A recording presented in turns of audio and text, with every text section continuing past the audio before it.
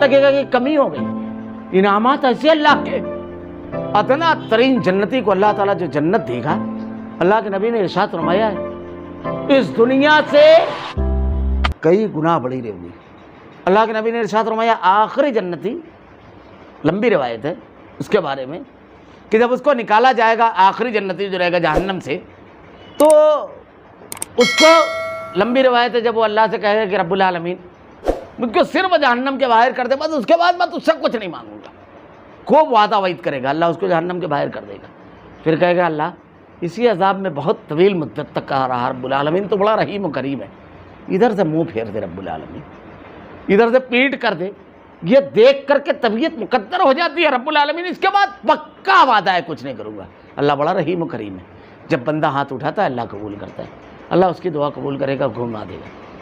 برسوں گزارے گا، پھر اس کے بعد کہے گا کہ اللہ یہ جو جنت ہے دور سے اس کا نظارہ ہو، تھوڑا سا اس کے قریب کر دے، بس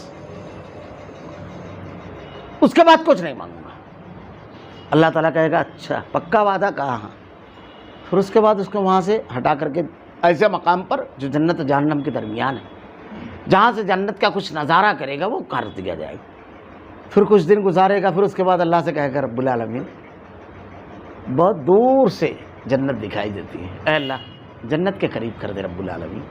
صرف ایسے دیکھو بس آگے پکا، اب اس کے بعد کچھ نہیں مانگا. ہر مرتبہ یہی وعدہ کرے گا.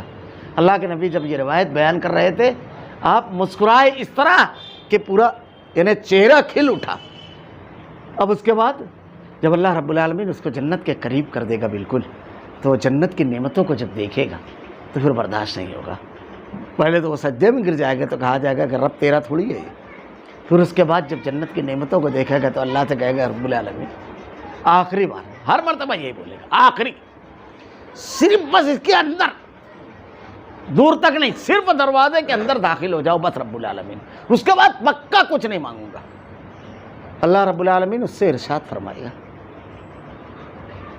میں تجھ کو وہ جنت دیتا ہوں جس دنیا میں تو رہتا تھا اس سے کئی گنا بڑی. تو اللہ سے کہے کہ رب العالمین بادشاہ ہو کر کے مذاق کرتا ہے، میں اتنا بڑا مجرم تھا، اتنے دن جہنم میں ڈلا اور اس کے بعد ہر مرتبہ میری دعا کو قبول کیا، تو بادشاہ ہو کر کے مذاق کرتا ہے. اللہ رب العالمین اس کو جو جنت دے گا وہ ایک موتی میں ہوگی، ایک موتی میں. یہ سب سے ادنا جنتی کا تذکرہ ہے. وہ جنت اللہ رب العالمین دینے والا ہے اہل ایمان کو. جب اس کو داخل کرے گا یقین ہی نہیں آئے گا اس کو.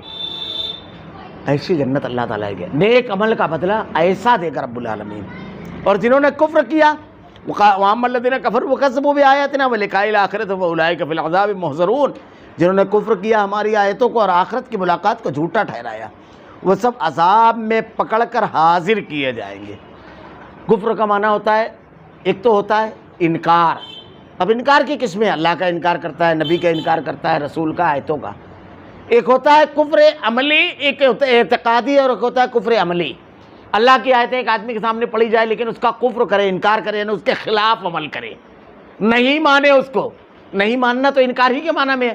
یعنی اللہ تعالیٰ حکم دے رہا ہے سود مت کھاؤ، آدمی سود کھا رہا ہے. اللہ تعالیٰ حکم دے رہا ہے جھوٹ مت بولو، جھوٹ بول رہا ہے. اللہ تعالیٰ کہہ رہا ہے کہ زنا کے قریب مت جاؤ، چوری مت کرو، شراب مت پیو، کرا جا رہا ہے. کیا ہے اہل ایمان کی نشانی کیا جانتے ہو؟ سمعنا واطعنا، سنا اور اطاعت کی، سنا اور مخالفت کی نہیں.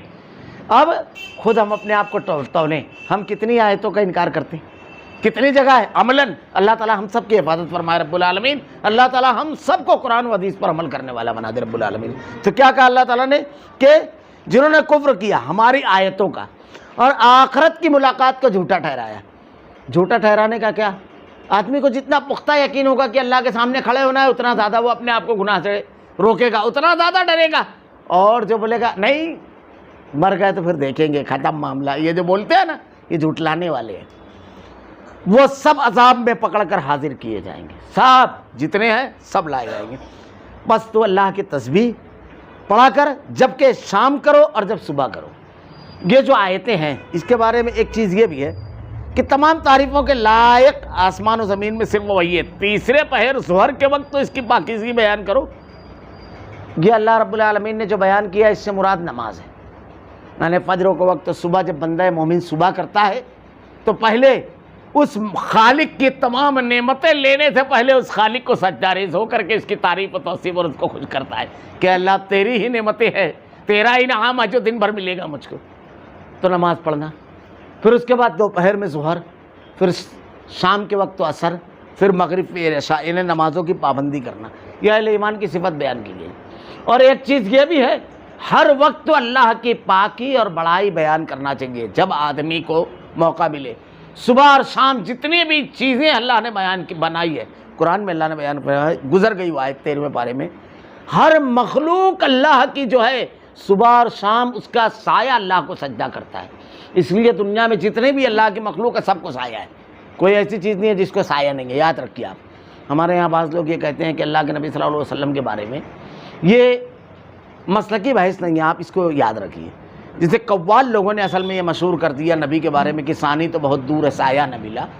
صحیح مسلم کی روایت ہے اور مسند احمد کی کہ اللہ کے نبی صلی اللہ علیہ وسلم جب ہجرت پر گئے تو حضرت عائشہ صدیقہ کے والد محترم حضرت ابوبکر صدیق رضی اللہ تعالیٰ عنہ کے ساتھ گئے، تو دوپہر کے وقت تو آپ ان کے گھر گئے۔ اس حدیث میں بہت ڈیر سبق ہے۔ جب آپ گھر گئے تو حضرت عائشہ صدیقہ کہتی ہیں کہ آپ سے پہلے آپ کا سایہ آیا۔ کیا الفاظ حدیث کے؟ آپ سے پہلے آپ کا سایہ آیا، حضرت عائشہ صدیقہ۔ پھر اس کے بعد اللہ کے نبی نے حضرت ابوبکر صدیق کو جب گھر پر دستک دی اور سامنے آئے تو آپ نے کہا کہ اللہ کے نبی یہ ملاقات کا وقت نہیں ہے، دوپہر کا وقت ملاقات کا وقت نہیں ہے، کوئی خاص بات ہے جب آپ تشریف لائیں۔ تو بلا وجہ دوپہر کے وقت تو کسی کے یہاں ملاقات کے لیے نہیں جانا چاہیے، وہ آرام کا وقت ہوتا ہے لوگوں کا، یا تھک کر کے کھانا وانا کھاتے ہیں کچھ راحت۔ جب بہت ضروری ہو تو کہا ہاں بہت ضروری ہے، اللہ نے ہجرت کی اجازت دے دی۔ تو جتنی بھی مخلوق ہے سب کے سائے صبح اور شام تسبیح بیان کرتے ہیں، یہ پرندے یہ سب اللہ کی تسبیح بیان کرتے ہیں، تو ہم کو بھی اللہ کی تسبیح اور پاکی بیان کرنا چاہیے۔ اللہ بذکر اللہ تطمئن القلوب، اللہ کا ذکر قلب کے اطمینان کا باعث ہے۔ اور مختلف تسبیحات ہیں جس کو احادیث میں بیان کیا گیا ہے، اگر اس کو آدمی صبح شام پڑھتا ہے تو بے شمار اس کے روحانی، جسمانی اور مادی ہر قسم کے فائدے ہیں، ہر قسم کے۔ اب اللہ کے نبی نے کہا صبح جب آدمی کرتا ہے، گھر سے باہر نکلتے وقت تو ایک دعا ہے، بسم اللہ توکلت علی اللہ لا حول ولا قوۃ الا باللہ، یہ آدمی پڑھ دیا تو شیطان آپس میں کھڑے ہو کے بات کرتے ہیں، ایک کہتا ہے اس نے اپنے آپ کو محفوظ کر لیا، دوسرا کہتا ہے اس نے گھر کو محفوظ کر لیا، پھر دونوں سیکورٹی میں چلے گئے۔ اب گھر محفوظ کیسے؟ بازو والے سے جھگڑا نہیں ہوگا، ہم جب جائیں گے تو پتہ ہوا جھگڑا ہوا کہ لڑکے کو مار کوٹ گیا، بیوی کو مار دیا، یہ سب نہیں ہوگا۔ گھر میں کوئی حادثہ نہیں ہوگا، کوئی بڑا سامان نہیں ٹوٹے گا، آگ وغیرہ نہیں لگے گی، الیکٹرک شاک نہیں ہوگا، بہت ساری، گھر محفوظ ہو گیا۔ جادو ٹونا جن شیطان سے آدمی خود بھی تمام چیزوں سے محفوظ ہو گیا ہے، معمولی چیز نہیں ہے۔ پھر اس کے بعد 3 مرتبہ بسم اللہ الذی اگر پڑھ لے تو شام تک ہر قسم کے ہاتھ سے اور جادو سے محفوظ رہے، اللہ کے نبی نے ارشاد فرمایا۔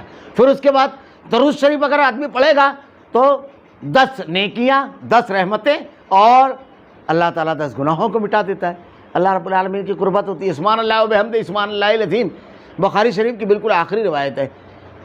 خفیفتان علی اللسان ثقیلتان فی المیزان حبیبتان علی الرحمن، میں تمہیں 2 کلمات ایسے نہ بتا دوں، خفیفتان فی المیزان، خفیفتان علی اللسان، زبان پر بہت آسان، ثقیلتان فی المیزان، میزان پہ بہت وزنی، حبیبتان علی الرحمن، رحمان کو بہت محبوب ہے۔ سبحان اللہ و بحمدہ سبحان اللہ العظیم، ذکر کرنا چاہیے اللہ کا ذکر، قرآن کی تمام آیتیں ہیں، اس کے اوپر عمل کرنا ہر وقت، یہ بھی اس سے مراد ہے۔ وہی بس یہ آیت کا ترجمہ پڑھ کے 2 جملے میں تفسیر کر کے ختم کروں گا۔ وہی زندے کو مردے سے اور مردے کو زندے سے نکالتا ہے، زندے سے مردے کو اور مردے سے زندے کو۔ بالکل آسان مثال اس کی کون سی ہے؟ مرغی، مرغی زندہ ہوتی ہے، اس سے مردہ انڈا نکلتا ہے، وہی زندے سے مردے کو، اور مردے انڈے میں سے زندہ بچہ نکلتا ہے، وہی مردے سے زندے کو نکالتا ہے۔ کون؟ اللہ۔ تو جو زندے سے مردے کو نکالتا ہے، مردے سے زندے کو نکالتا ہے، پھر اس کے بعد وہی زمین کو اس کی موت کے بعد زندہ کرتا ہے۔ مر جاتی ہے زمین، پھر بارش ہوتی ہے، پھر زندہ ہو جاتی ہے، فصل اگنے لگتی ہے، تمام کے تمام چیزیں آنے لگتی ہے، پھل آنے لگتے ہیں، سب آنے لگتے ہیں۔ اسی طرح تم بھی نکالے جاؤ گے، کسی وجود کو ختم کر کے پھر وہ نکال دیتا ہے، تو ایسے ہی وہ اللہ رب العالمین تم کو بھی زمین سے نکالے گا روز محشر، اور اللہ کے سامنے تم جواب دو گے۔ آخری آیت، اللہ کی نشانیوں میں سے ایک اس نے تم کو مٹی سے پیدا کیا، پھر اب انسان بن کر چلتے پھرتے پھیل رہے ہو۔ انشاءاللہ العزیز اس کی تفصیلات آئندہ ہفتہ بتاؤں گا۔ انسان کو جو اللہ نے پیدا کیا ہے تو ہماری پیدائش کا جو پورا پروسیجر ہے کہ کیسے ہم پیدا ہوئے، پہلے پانی کا ایک قطرہ، پھر اس کے بعد لوتھڑا بنا، پھر اس پہ ہڈیاں چڑھی، پھر اللہ نے روح ڈالی، یہ پورا پروسیجر اللہ نے قرآن میں ایک آیت میں بیان کر دیا، ایک آیت۔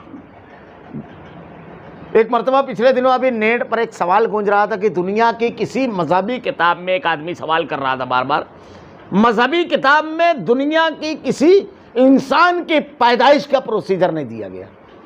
اس کا جواب ڈالا گیا کہ آپ کہاں ہیں، پہلے آپ پڑھے تو، قرآن نے تو اللہ تعالیٰ نے بیان کیا ہے پورا پیدائش کا پروسیجر، تو پیدائش کا بھی اور پہلی مرتبہ اللہ نے جو پیدا کیا وہ بھی اللہ رب العالمین نے پیش کیا۔ انشاءاللہ آئندہ اس کی تفصیلات بیان کی جائے گی۔ اللہ رب العالمین سے دعا ہے کہ رب العالمین، الہ العالمین، جس جنت کا تو نے وعدہ کیا ہے رب العالمین، جس انعام کا اہل ایمان کے لیے وعدہ کیا ہے رب العالمین تمام اہل ایمان کو عطا کر، اس جنت میں جانے والے اعمال کرنے کی توفیق دے رب العالمین، وہ نیکیاں کرنے کی توفیق دے رب العالمین جس سے تو راضی ہو جا۔ اللہ ہم تیرے بڑے کمزور بندے ہیں، رب العالمین ہمیں اور گناہوں میں دوری پیدا فرما دے۔ اللہ قیامت کی رسوائی سے، قیامت کی محرومی سے محفوظ رکھ رب العالمین، الہ العالمین، رب العالمین تیرے غضب سے محفوظ رکھ، گناہوں سے محفوظ رکھ۔ اللہ تیرے کلام کی نازل کردہ آیتیں اور تیری احادیث پر ہم کو عمل کرنے کی توفیق دے۔ اللہ ہمارا خاتمہ ایمان پر فرما۔ ربنا لا تزغ قلوبنا بعد إذ هديتنا وهب لنا من لدنك رحمة إنك أنت الوهاب سبحانك اللهم وبحمدك أشهد أن لا إله إلا أنت أستغفرك وأتوب إليك۔